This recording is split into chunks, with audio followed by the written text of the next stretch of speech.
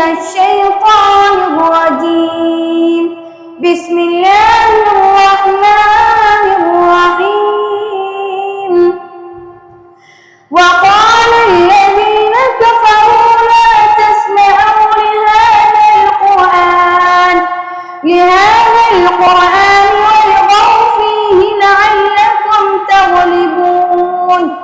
فلنذيقن الذين كفروا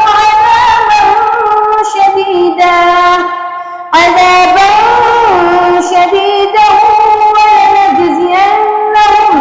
ولنجزينهم أسوأ الذي كانوا يعملون. ذلك جزاء أعداء الله النار لهم فيها